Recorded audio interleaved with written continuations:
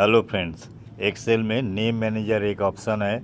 आज मैं name manager option को यूज़ करके सामिप कमांड लिखने वाला हूँ। सामिप कमांड मैं दो तरीके से लिखूंगा। पहला है सेल रेफरेंस देकर और दूसरा है नेम रेंज देकर। इस समय आप स्क्रीन पर देख रहे हैं, मैं सेल रेफरेंस देकर सामिप कमांड लिख रहा हूँ, जिसमें पहले अमाउंट कॉलम को सिलेक्ट किया, उसके बाद ट्रांजैक्शन टाइप सिलेक्ट करके एसएल लिखा। एसएल का मतलब सेल्स। उसके बाद कस्टमर कॉलम को सिलेक्ट किया और कस्टमर नेम को सिलेक्ट करके ब्रैकेट क्लोज करके एंटर किया तो कस्टमर का सेल्स फिगर निकल आया। इसमें दिक्कत ये होता है, सेल्स रेफरेंस से ये पता नहीं चलता है कि वो किस चीज़ का डाटा होल्ड करता है। दूसरा है, सिलेक्ट करते वक्त गलती भी हो सकता है, अगर ज़्यादा रिकॉर्ड है तो काफ़ी मुश्किल भी होता है। अब मैं सेम फार्मूला नेम रेंज को इस्तेमाल करके लिखने वाला हूँ। सामिप कमांड लिखिए, उसके बाद ब्रैकेट देने के बाद देखिए एक लिस्ट डिस्प्ले हो रहा है। यहाँ से आप नेम रेंज में से जो भी नेम आपने दिया है उस नेम को सिलेक्ट कर सकते हैं। तो पहले सेल्स अमाउंट सिलेक्ट किया,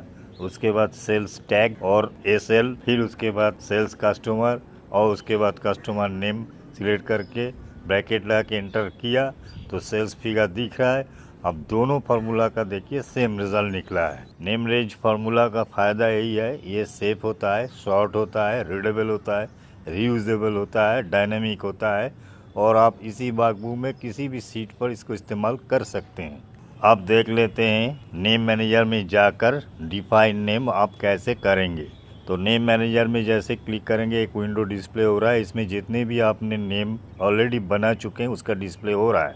अब देखिए नेम मैनेजर विंडो में ऊपर लिखा है न्यू, उस पर क्लिक कीजिए तो एक डिफाइन नेम विंडो ओपन होगा। उसमें सबसे ऊपर आपको एक नेम देना है, जैसे सेल्स अमाउंट, और उसके बाद नीचे रेफर टू है, उसमें राइट साइड में क्लिक कीजिए और amount column sales data sheet से सिलेक्ट करके ओके कर दीजिए। फिर दोबारा न्यू में आइए, फिर एक नेम टाइप कीजिए जैसे सेल्स टैग, फिर रेफर टू में जाइए, ट्रांजैक्शन टाइप कॉलम को पूरा कॉलम को सिलेक्ट करना है, फिर ओके करना है। फिर आप न्यू में क्लिक कीजिए, फिर नेम टाइप कीजिए सेल्स कस्टमर, रेफर टू में जाइए और सेल्स डेटा शीट से कस्टमर कॉलम को पूरा कॉलम सिलेक्ट करके ओके कर दीजिए।